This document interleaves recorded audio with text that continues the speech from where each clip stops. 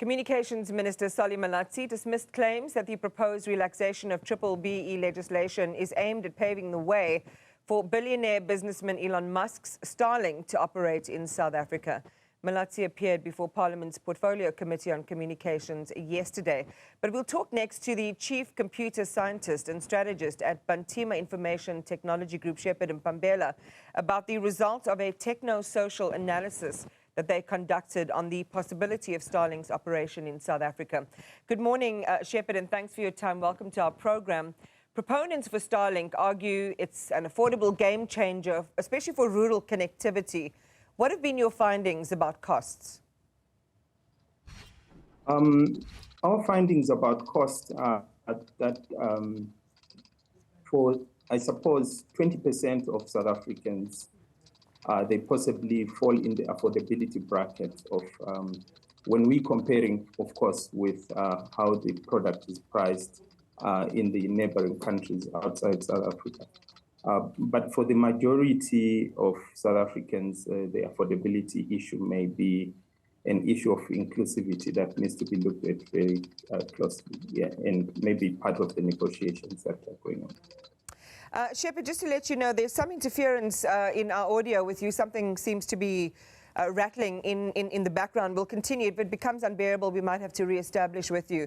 But given some of the numbers you're sharing, do you believe that Starlink will actually be cheaper or realistically affordable to rural South Africans, many of whom live below the poverty line, or is the narrative of affordability more aspirational than achievable in the short to medium term? When we looked at the numbers, the numbers didn't indicate that the bulk of, like I mentioned, 20% of South Africans only will be, the rest 80% will probably fall outside the affordability bracket in terms of the income levels versus the subscription and the cost of the kit. So, from what we understand, I mean, what do we know about how potentially Starlink plans to overcome the severe performance, and maybe you can share some of that from your study with us, the severe performance and deployment challenges posed by its line-of-sight requirements in informal settlements and areas with irregular housing structures? Yes, so one part of our analysis in the techno-social analysis was that South Africa, obviously, this everyone is aware, comes from a difficult history in terms of spatial distribution or how people are domiciled. So we find concentrations of people in townships and informal settlements.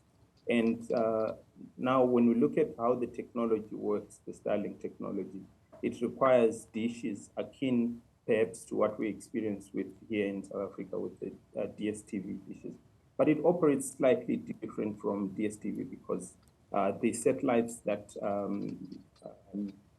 form part of the Starlink constellation are hovering at about, or flying past above in space at about 550 kilometers, which is much closer to the Earth compared to the dishes, the satellites used by DStv. So because of that, there's only a certain number that can be put in a particular area without impacting the service. So we find that in townships and informal settlements, only a certain number of people, if they can afford it, for starters, can manage to have quality of service before it degrades. This experience has already been seen in other African countries, 5 other African countries before us here in South Africa. So it's an experience that has already materialized in other places. Let's go to one of the contentious issues, and this is Starlink's Musk's reluctance to partner with local license holders or adjust its business model to meet the 30% black ownership threshold. Can it be a credible and lawful long-term solution within South Africa's policy framework on digital inclusion and empowerment?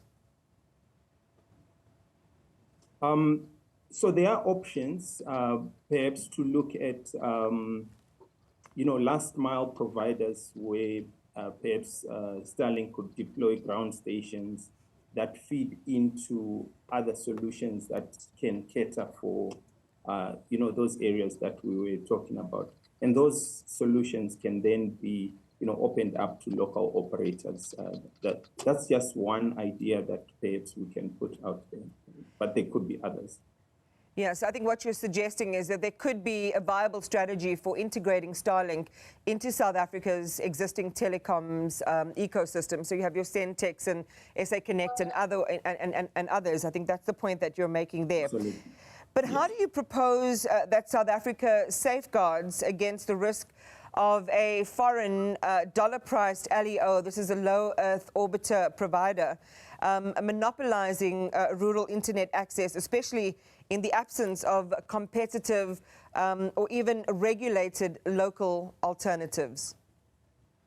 I would say perhaps instead of looking at the issue as a Starlink issue, to look at it as, the advent of new technologies forming like low Earth orbit satellite internet is a space that needs to be looked at without perhaps the emotion of brand names. And there are other options. I think OneWeb is part of Eutelsat, a European-based solution. They have about 600 constellation of about 600 satellites. Huawei is making plans to launch a constellation of about 10,000 with much faster and higher speeds and probably ability to service concentrated areas better than the current existing options.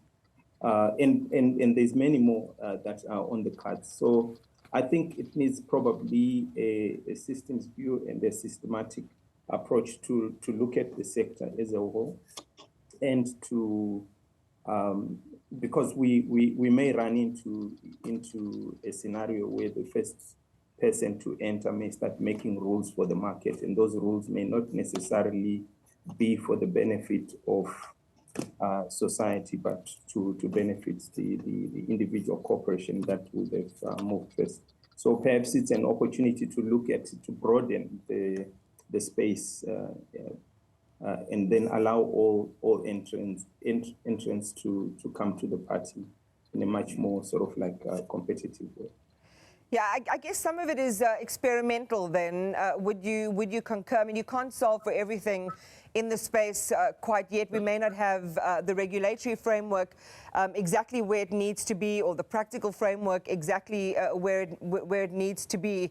So how do you think, there would be a sensible way to deal with this in a piecemeal fashion that ultimately achieves the objective of both efficacy and inclusivity?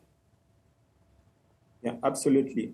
So I think the first, whoever enters the market first, if these issues are tabled before them and discussed to say, okay, how do we resolve the issue of digital divide and not increase it? Because our analysis kind of indicates that without much changes to the current, if we speaking specifically about the Starlink solution, without much changes to how it works and how it's been deployed in other places, we share concern that it may widen rather than narrow the digital divide, both from a technological way it operates, but also from an economic perspective.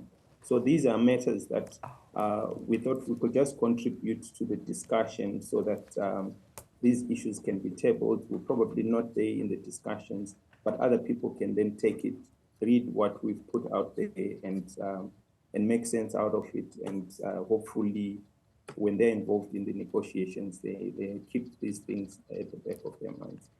Shepherd Mphambela, thanks for talking to us this morning. He's the Chief Computer Strategist and Scientist at the Bantima Information Technology Group.